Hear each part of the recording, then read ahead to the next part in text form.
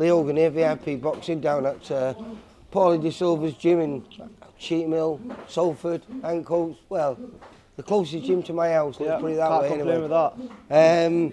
Moniah, you're out for fight number 4 Yep. on the 23rd of November. A new venue for you, mate. A new venue. The Hideout. We went there for the first time a few weeks ago, and I like it. It's a good little venue. Yeah. We have what we're filming is projected onto the back wall. There's that's nice. A nice little bar in there. Yeah, it looks a bit dodgy from the outside, but inside it's nice, and they're real doing it up. So because obviously it's my first fight elsewhere, apart from where I've previously boxed for the last 3 times. So looking forward to it. Just a bit more of a buzz as well for me, innit? Just to see, obviously, a new environment, see how I feel as well. That's all part of it, isn't it? But you can get too comfortable at there, I think. And I feel like that's home now. You know what I mean? Yeah. The Bolton Stadium feels at home now. and you fight like it's at home as well. I do enjoy your performances, mate. I don't think you've dropped around as a pro now. You shared a round or two, but you never dropped around. And that last fight, Santiago Garcia or something. Do you know something? The last round was brilliant. I think that was a round you might have shared with him. But it's like you just come on, let's have it. And I loved it because I think you loved it as well, mate. I loved it, mate. I wish I could go on like for another 2 rounds after that. I would have loved it, like because for me, like, I come out of that round, come out strong, come out fast, and then towards the end of the round, I was like, you know what? Let me just stand in the middle and let's just fight. And you did. Yeah. That's what I really enjoyed about it. I loved it. I like that. You know that. Obviously, after it, like, it was not the smart. It's not the smartest thing to do. Don't get me wrong. Obviously, you don't really want to be getting hit. But for me, like that entertainment side of it, I was like, do you know what, mate? And it was, mate. Yeah, let's have it. Let's go.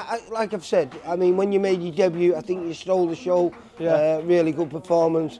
Like you say, you never had a bad one, but I did enjoy that because you've got a very pleasing style. You're aggressive, you come forward, you throw lots of leather, you don't wait too long. But in that last round, everything went out the window. You went, come on, let's have it. And like you said, I think he enjoyed it and you enjoyed it, and I know the crowd enjoyed it. Yeah, they loved it. Like, that's obviously, you've got to remember, like, you know, you've got to look good, and obviously you've got to box smart as well, but also you've got to have that bit of entertainment about you as well. You know, exactly, mate. People got to want to, like, you've got to sell tickets as well. You know what I mean? So if I'm just not putting no entertainment, not not being aggressive or anything, you know. I'm winning. I'm you don't like to play it safe, mate. Exactly. And like you said, I remember on that debut where you made the angle in the middle. Forget about that anyway. We're going about your new opponent. You've got a good opponent, a kid that made his first time on one of our shows up in County Durham a few weeks ago for Adam Reichardt. And I think the scorecards were fairly wide and probably right, but he made Adam Reichardt work really, really hard for his victory. He's quite tall, quite rangy, lovely boxer, southpaw. And was a very good amateur himself, you know. I think he got to the ABA finals in 2021, where he lost out to the Birmingham kid, Ibrahim Suleiman. Spider, I think they call him. So a well-accomplished boxer, and I think this will be a good fight for you, mate. I'm looking forward to it because I know it's like a little bit of a step up for me, so I would say so. I'm definitely looking forward to it. He's not someone that you can underestimate. Definitely not. Because not long ago, I think his opponent disrespected him a little bit, and he started his career with a couple of wins, and then he's gone on the road and he's lost, but he's given everyone a good test, and that's why we like him. But I was speaking to him just before we went out to fight Adam Reichardt on the show, and I said, well, what happened? Because I said, last time out, you just beat a kid who was 7-1, I think he was. He went, well, first of all, he said he came in overweight, and and wouldn't give me anything. No, like, because normally if you come overweight, you give a few quid back to your opponent. Because the whole fighter should never be overweight, should he? Yeah, no, definitely. He's had plenty of time to prepare for it. Anyway, he went out there and he said, I was annoyed with him. So he ended up turning it on and winning. I think it was 39-37. So the kid can do it. And I think this is going to be his 15th fight. Or 16th fight, I think he is. I think he's 15. I think he's 3-12 at present. Yeah. So, have you seen much of him? I watched him here and there, little bits. Yeah. Ever bump into him as an amateur? No, you know, I first found out about him when I was told I'm fighting him. So because he's roughly same age. What are you, 23?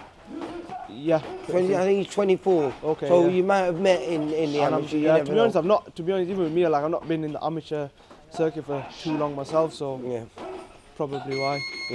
And how's preparations been going down here? Yeah, really good, man. Good as always. You know, just trying to keep my momentum going from the last one now. Yeah. And who did you? I was just saying, with a bit of luck, your first year as a pro, if we get you out like we normally do, you're going to have 5 fights in your first year. Possibly, and hopefully that next fight in the new year, would you love that to be your first 6-rounder?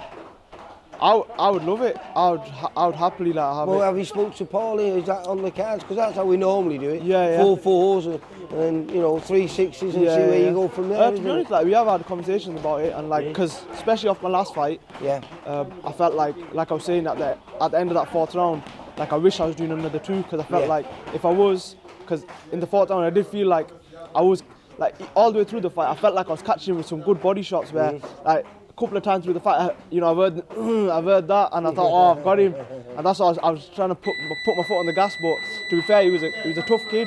But I was thinking, is he Colombian? I think was he Colombian? Colombian, yeah. It's silly. I know he's based in Spain, like I don't know what they've breed him on over there. Like, that's what, he's a tough kid because silly. He takes some big shots, and I just felt like if I had 2 more rounds, I felt like I could have got him out of there. So like I felt fit enough as well. So.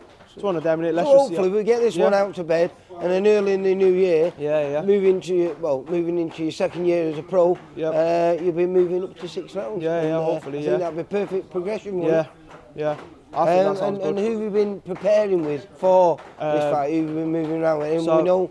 I've been sparring Zach Miller. Oh yeah, good kid. Good Steve Maylets. Yeah. Been having some good rounds there.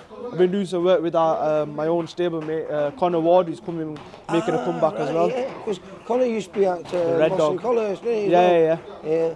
Yeah, so obviously both of them a lot more experience. Connor's about 6-0, wasn't he, as a pro?